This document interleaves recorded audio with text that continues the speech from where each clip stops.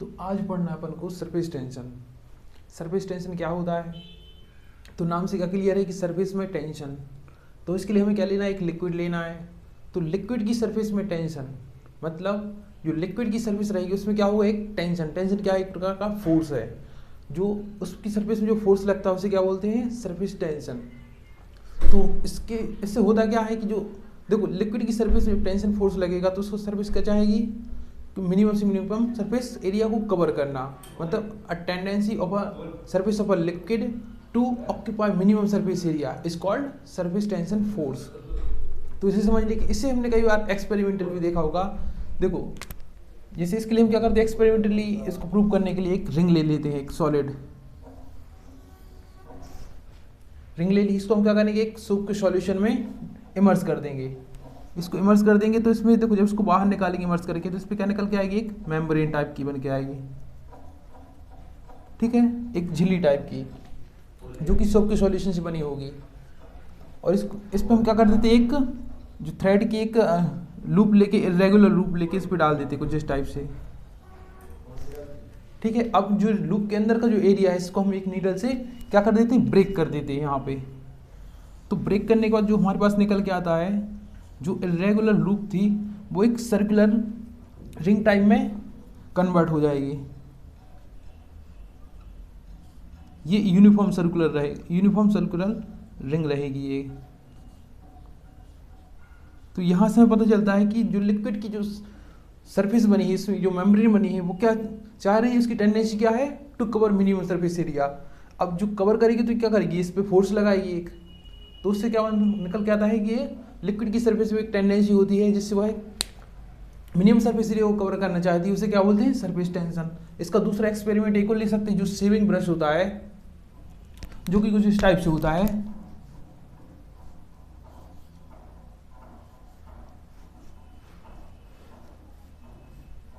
इसको जब हम वाटर में इमर्स करते हैं और जब बाहर निकालते हैं तो ये जो इरेगुलर टाइप में है तो ये क्या निकल के आता है? कुछ यूनिफॉर्म टाइप में निकल के आ जाएगा। इसको हम वर्टिकली डाउनवर्ड लेके आते हैं तो ये कुछ इस टाइप से आ जाता है। तो ये क्यों होता है? तो देखो इसके जानने के लिए देखो इसको हम पहले क्या करेंगे? वाटर में इमर्स किया, वाटर में इमर्स करके जब निकालेंगे तो वाटर तो पूरा रिलीज हो जाएगा, लेकिन उसमें कुछ मेम्ब्रेन टाइप की उसमें बचेंगी। तो क्या बचेंगी? तो जो इसके बीच में जो मेम्ब्रेन बचेगी तो वो क्या करना चाहेगी? मिनिमम सरफेस एरिया को कवर करना चाहिए। उसके लिए क्या करेगी? ये थ्रेड को आपस में खींच लेगी। तो ऐसे करके जो उसके सभी हेयर्स होते हैं वो क्या होते हैं? आपस में चिपक जाते हैं, स्टिक हो जाते हैं।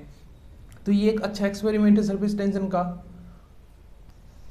और आगे चलते तो एक फोर्स है। तो फोर्स है तो ये जैसे ग्रेविटेशनल फोर्स होता है तो वो क्या करता है? स्क्वायर इनवर्स लॉ को फॉलो करता है, मतलब 1/r का स्क्वायर। तो जो सरफेस टेंशन फोर्स रहेगा वो इंटरमॉलिक्यूलर टाइप का फोर्स होता है। इंटरमॉलिक्यूलर फोर्स दो टाइप के होते हैं, एक कोहेसिव फोर्स, एक एडिशिव फोर्स होता है। तो ये जो हम बेसिकली हमें इसमें कोहेसिव फोर्स के बारे में ही पढ़ना है। तो कोहेसिव फोर्स क्या होता है? तो सेम मॉलिक्यूल्स के बीच में लगने वाला फोर्स। तो जब सेम मॉलिक्यूल्स के बीच में फोर्स लगता है, देखो जो ग्रेविटेशनल फोर्स की तरह ये नहीं होता है, ये थोड़ा उससे डिफरेंट होता है। वो स्क्वायर इनवर्स लॉ को ओबे करता है, ये करता है डिस्टेंस के 8th पावर की इनवर्स को फॉलो करता है। और इसकी जो रेंज होती है वो होती है 10⁻⁹ मीटर तक की, ठीक है। और अब यहाँ पे एक क्वेश्चन और आ सकता है कि देखो मॉलिक्यूल्स तो वही है उसमें, चाहे वो लिक्विड की सरफेस में हो चाहे लिक्विड के अंदर हो, तो फिर लिक्विड के अंदर सरफेस टेंशन फोर्स क्यों नहीं लगता? मॉलिक्यूल भी वही है वहाँ पे सरफेस के अंदर। तो उसके देखने के लिए देखो यहाँ पे इसकी रेंज क्या है? 10⁻⁹ मीटर। तो अगर कुछ जैसे यहाँ पे कुछ मॉलिक्यूल है उसकी हम रेंज रहेगी 10⁻⁹ मीटर, तो उसकी एक फील्ड टाइप बन जाएगी कि उतने रेंज के अंदर वो किसी दूसरे मॉलिक्यूल को अट्रैक्ट कर लेगा। ये उसकी क्या है? रेंज है। तो हम इसको पहले इसकी रेंज को वाटर के जो लिक्विड उसके अंदर एज्यूम करके देख लेते हैं। देखो यहाँ पे मान चलते कोई एक मॉलिक्यूल है, ठीक है, उसकी एक रेंज है, यहाँ तक की रेंज है। तो अब उसमें हम देखेंगे तो वो मॉलिक्यूल यहाँ से भी अट्रैक्ट हो सकता है, यहाँ से भी अट्रैक्ट हो सकता है, यहाँ से भी अट्रैक्ट हो सकता है, यहाँ से भी अट्रैक्ट हो सकता है। तो हम यहाँ पे क्या देख रहे हैं कि जो जैसे ये वाला अट्रैक्शन इस वाले मॉलिक्यूल से इस वाले अट्रैक्शन को ये वाला अट्रैक्शन क्या कर देगा, दोनों की डायरेक्शन अपोजिट है तो क्या कर देंगे, कैंसिल कर देंगे।